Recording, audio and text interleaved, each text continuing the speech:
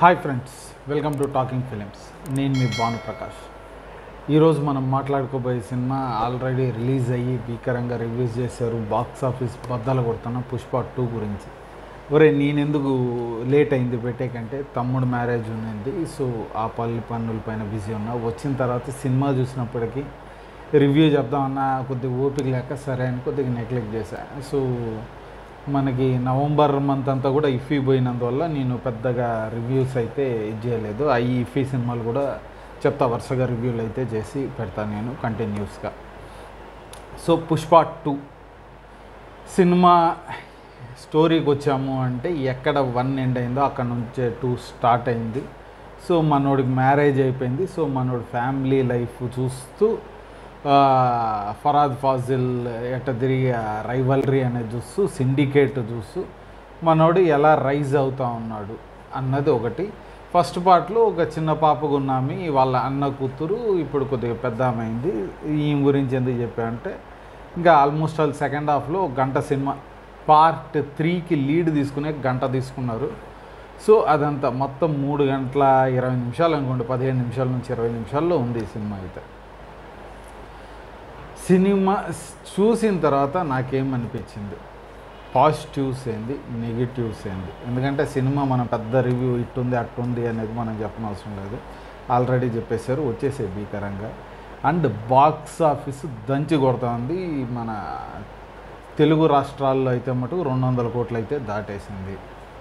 నార్త్లో అయితే దానికి మించి అసలు ఒక రేంజ్లో భుజాలను ఎత్తుకొని పోతా ఉన్నారు. సినిమానైతే అసలు ఇది చేస్తూ ఉన్నారు. ఈజీగా ఇంకో 2-3 రోజులకంతా ఈ వీకెండ్కి 1000 కోట్లు అయితే దాటేస్తాయి. 700 అయితే ఇంచుమించు దాటేసింది, 1000 కోట్లు అయితే దాటేస్తుంది. సో వీళ్ళు అమ్మిండేదేమో 1000 చిల్లర కోట్లకు బిజినెస్ జరిగింది, 11,000 కోట్లకు బిజినెస్ జరిగిందన్నారు.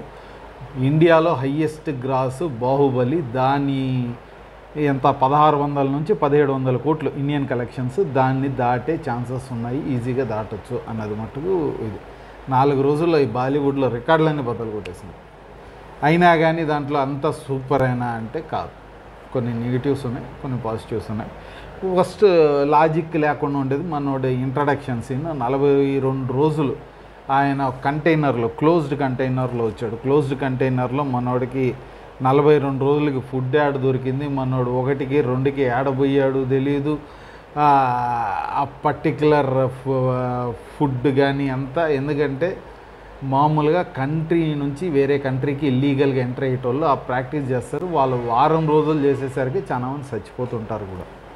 సో మనోడు ఎలా వచ్చాడో తెలీదు. అంత చీకట్లో మనోడికి లైట్ ఎక్కడి నుంచి వచ్చిందో తెలియదు. జపనీస్ భాష అయితే నేర్చుకుంటాడు. ఇంట్రడక్షన్ ఫైట్ ఒక రేంజ్ ఇది తీసుకున్నాడు. ఓకే, బాగానే అనిపించింది.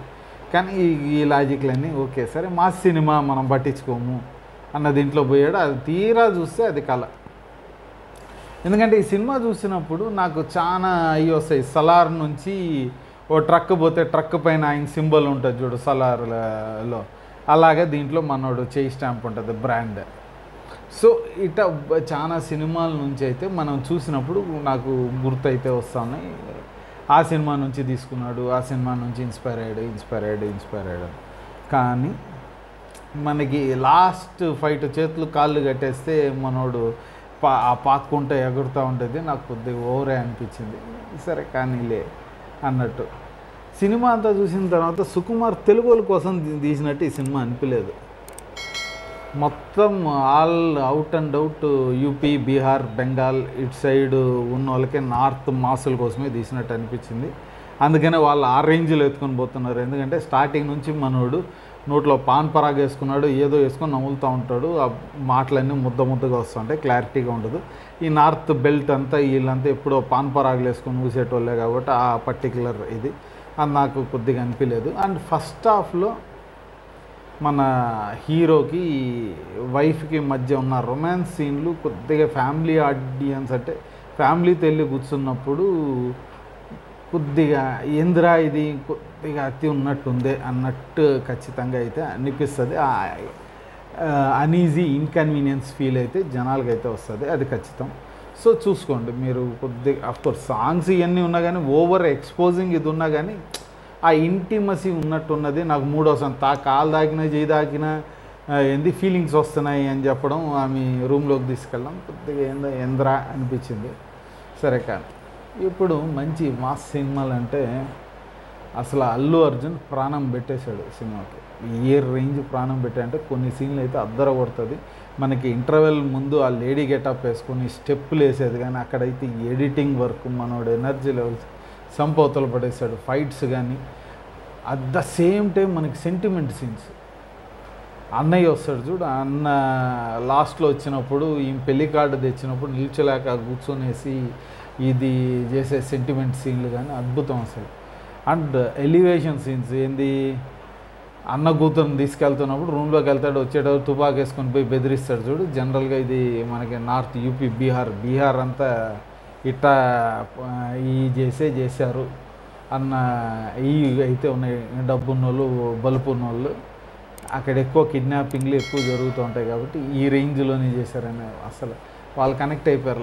ఈ పర్టికులర్ సీన్స్ ఎలివేషన్స్ స్టార్టింగ్లో ఇంకా మిగతా ఎలివేషన్స్ అన్నీ కూడా భీకరంగా అనిపించింది. ఫరాద్ ఫాజిల్ ఫస్ట్ పార్ట్లో వచ్చిన 15 మినిట్స్ సూపర్బ్ ఉన్నింది. సెకండ్ హాఫ్లో కొద్దిగా టోన్ డౌన్ చేసేసారు ఏమో అనిపించింది. ఎందుకంటే ఆ 15 మినిట్స్ తీసేసి ఉంటాడు. ఇక్కడ కొద్దిగా టోన్ డౌన్ చేశాడు మొత్తానికైతే. ఆ టోన్ డౌన్ చేసినప్పటికీ ఫరాద్ ఫాజిల్ బీయింగ్ అన్ యాక్టర్ ఎర్రగా దుబ్బాడు అసలు. అండ్ కాకపోతే అంత ఇది కంక్లూజివ్ ఎండ్ అని అనిపించలేదు. ఎందుకంటే దాదాపు ఫరాద్ ఫాజిల్ సినిమాకు ఒక గంట ముందు క్యారెక్టర్ ఎండ్ అవుతుంది. క్యారెక్టర్ కంప్లీట్గా ఎండ్ అయిందనే మనం అనుకోవాలా. అండ్ ఇది కనిపించలేదు. కాకపోతే వీళ్ళిద్దరి మధ్య సీన్స్ మటుకు మనకి క్యాట్ అండ్ మౌస్ గేమ్ బాగా అనిపిస్తుంది. సారీ చెప్పే సీన్ అల్లు అర్జున్ అసలు నిజంగానే పుష్ప అన్న క్యారెక్టర్ ఉండుంటే వాడంత ఈగోయిస్టిక్ ఉంటే సారీ చెప్పునుంటే అంతే కష్టపడి చెప్పునుంటాడేమో అన్నట్టు.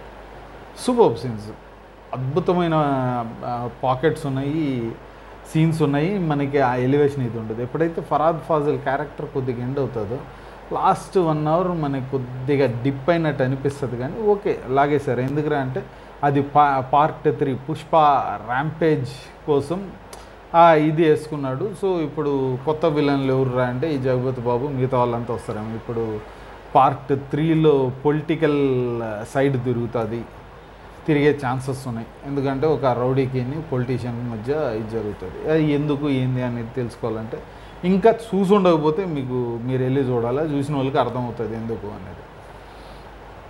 అండ్ ఎడిటింగ్ వర్క్ అయితే బీభత్సం. నవీన్ నోలి మనకి కనిపిస్తాయి అక్కడక్కడ పర్ఫెక్ట్ ఇది అనిపిస్తుంది. ఆ ఎలివేషన్ నీకు 3 hours 20 minutes ఉన్నప్పటికీ మనకి ఫాస్ట్ పేస్లో పోతున్నట్టే అనిపిస్తుంది. సో అక్కడక్కడ కొద్దిగా స్లో ఇది అది అనిపించినా కానీ మ్యాక్సిమం అయితే సూపర్ వర్క్, కెమెరా వర్క్ క్యాక్ ఉన్నింది. అండ్ ఆర్ట్ మిగతా అన్నీ కలిసి వచ్చాయి. అసలు బ్రహ్మాండంగా కలిసి వచ్చి ఇది మనం సినిమా రిలీజ్ అయిన దీంట్లో ఈ రేంజ్ తండాలుగా పోవడం ఏంటంటే నెగిటివ్ ఏంటంటే స్టార్టింగ్ ఎంత 1100 1200, ఇంకా థర్స్డే రోజు అయితే 3000 టికెట్. ఇది కొద్దిగా నాకు నెగిటివ్ అనిపించింది. కానీ టికెట్ రేట్లు కూడా ఇప్పుడు తగ్గించారు కొద్దిగా గొప్ప. సో అందుకని ఆ పాజిటివ్ ఫస్ట్ వాళ్ళు కూడా భయపడినట్టున్నారు. ఇంత బిజినెస్ అబ్బా డబ్బులు వస్తాయో రాదో, సినిమా ఎస్సకు అయితే ఏంది అనేసి భీకరంగా పెంచారు. కానీ ఇప్పుడు కొద్దిగా పాజిటివ్ టాక్ వచ్చింది. కొద్దిగా అక్కడక్కడ నెగిటివ్ ఉన్నాయి, మిక్స్డ్ రివ్యూస్ ఉన్నాయి. కాబట్టి ఓకే డబ్బులు అయితే ఆల్మోస్ట్ ఆల్ వచ్చేసాయి కదా అనేసి టికెట్ రేట్లు అయితే తగ్గించారు చాలా వరకు. అయినప్పటికీ ఇది ఇంతకుముందు మనం టికెట్ రేట్ పెట్టే కానీ డబ్బులే ఉన్నాయి కాబట్టి ఓకే. ఇట్లా వీళ్ళు పెంచుకుంటా పోతారు, బడ్జెట్లు పెంచుతారు, సినిమా టికెట్ రేట్లు పెంచుతారు, మనకు ఇప్పుడు అనమాట. సో మనకి ఇదొకటి నెగిటివే. నాకు మళ్ళీ పాజిటివ్కి వచ్చాము అంటే సీన్ మనకేంది చందనం నేను 2000 టన్నులు తీసుకెళ్తానరా అని చెప్పినప్పుడు అక్కడ స్టార్ట్ అయ్యి నీకు మొత్తం వెళ్ళి డబ్బులు తీసుకొచ్చేంతవరకు ఒక రేంజ్లో వద్దు. మనోడు ఫాలో అవుతూనే ఉంటాడు ఫరాద్ ఫాజిల్. ఆ ముందు రోజు లారీలు అది తీసుకెళ్ళే చేస్ కాడ నుంచి నీకు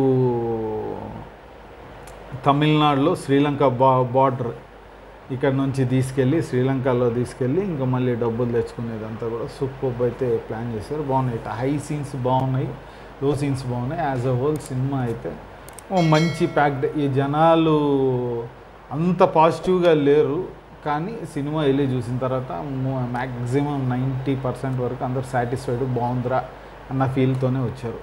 ఎవరెవరు చూడలేదంటే హ్యాపీగా ఫ్యామిలీతో వెళ్ళి చూడొచ్చు. ఈ 1-2 సీన్లు తప్పించి డ్యాన్సులు చాలా బాగున్నాయి. దేవిని మనం మర్చిపోకుండా చెప్పుకోవాలా, ఎందుకంటే సినిమా ప్రీ రిలీజ్ ఈవెంట్ దగ్గర నుంచి కాంట్రవర్సీ ఉంది, కానీ దేవి మ్యూజిక్ బ్యాక్గ్రౌండ్ అయితే చాలా బాగా ఇచ్చాడు. బాగా అనిపించింది నాకు.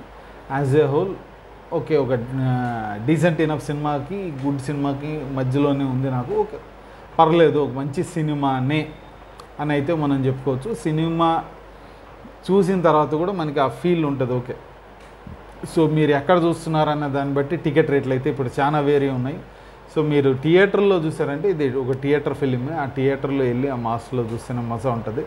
బెటర్ మనకి ఒక మంచి సౌండ్ సిస్టమ్ ఉందంటే సింగిల్ స్క్రీన్ థియేటర్స్లో వెళ్ళి చూసామంటే ఆ అరుపులు కానీ ఆ మజా కానీ తెలుస్తుంది. ఎందుకంటే మన మల్టీప్లెక్స్లో అంతా కుక్కిని పేరు కొట్టినట్టు అట్ట గమ్ము కూర్చొని చూస్తూ ఉంటారు. నీకు ఆవేశం వచ్చినా కానీ అంత పెద్ద ఆవేశం అయితే కనిపిదాడ. సింగిల్ స్క్రీన్లో చూస్తే నీకు ఆ మాస్ అప్పీల్తో నీకు సినిమా అయితే బ్రహ్మాండంగా అనిపిస్తుంది.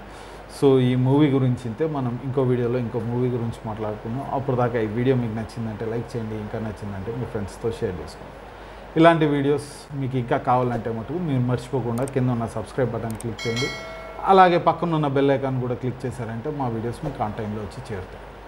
ఇంకో వీడియోలో కలుద్దాం. Bye and thank you.